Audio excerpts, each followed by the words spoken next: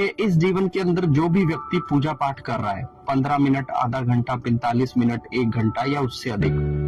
वो उसके पूर्व जन्मों के कर्मों के अनुसार है। ठीक है, किसी व्यक्ति के अगर कर्म कम अच्छे हैं तो वो व्यक्ति को पूजा पाठ करने का बहुत ही कम समय मिलता है, और अगर किसी व्यक्ति ने बहुत अच्छे कर्म किए हैं तो वो उस व्यक्ति के पास बहुत अच्छा टाइम मिलता है पूजा पाठ करने के लिए। अब आप लोग सोचेंगे कि जो साधु संत होते हैं ये तो पूरा दिन ईश्वर के नाम जाप में मगन रहते हैं, तो उनके कर्म ऐसे हैं कि वो साधु संगति के अंदर आए, क्योंकि हमारी आत्मा का जो सही उद्धार है ना वो साधु संगति के बाद ही होता है। ठीक है ना, मंत्र जाप करने के बाद या फिर और ऐसी चीजें करने के बाद ही हमें ईश्वर की जो है प्राप्त। तो मैं आज आप लोगों को बताता हूँ कि हमारी व्रत और साधनाओं के अंदर कितने भागीदार होते हैं। ठीक है, सबसे पहला भागीदार जो हमारे पूजा पाठ के थ्रू बनता है वो होते हैं हमारी ब्लड लाइन के हमारे वो पितृगण जो हमारे परिवार में थे, हमारे दादा दादी, परदादा परदादी, या फिर ऐसे हमारे चाचे ताऊ, जो लोग हमारे फैमिली में थे और जो अपने शरीर को छोड़कर चले गए।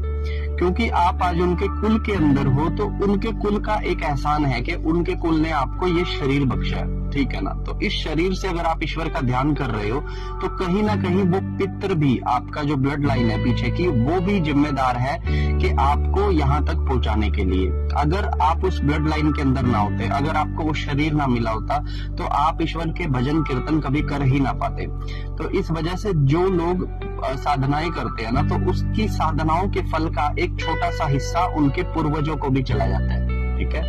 बदले में क्या होगा कि उनकी पूर्वजों के अंदर एक संस्कार ऐड हो जाएंगे। ठीक है, और जैसे उनकी संतानें जब आगे बढ़ती हैं, पूजा पाठ करने वाले, व्रत करने वाले व्यक्ति की जो संतानें आगे बढ़ती हैं, उनके अंदर ये संस्कार होगा कि ईश्वर को कैसे पूजना है। ठीक है, सबसे पहला पार्ट जो होगा वो आपकी साधनाओं के फल का आपके पूर्वजों को जाएगा, आपकी ब्लड लाइन को जाएगा। ठीक है, दूसरा जो आपको जो साधना का फल मिलने वाला है उसका जो पार्ट मिलेगा वो मिलेगा आपके गुरु को।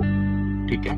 क्योंकि आपका गुरु आपको जो मंत्र दे रहा है उस मंत्र के जरिए आपकी आत्मा की क्लीनिंग हो रही है, उसकी शाइन बढ़ रही है, और कहीं ना कहीं वो आत्मा परमात्मा से मिलन को जा रही है। ठीक है,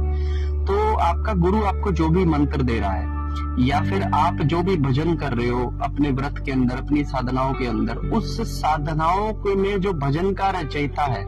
जैसे एक मैं आपको एग्जांपल बताता हूँ कि शिव की जो आरती है, शिव आरती की सबसे लास्ट लाइन में आता है कि शिवानंद जी, जिसके जो कहते हैं कि जो भी इस पाठ का जाप करता है उसको सर्व सुख मिलते हैं। ठीक है ना, तो शिवानंद जी को भी इसका एक क्रेडिट जाएगा आपकी साधना का, आपकी आरती का, आप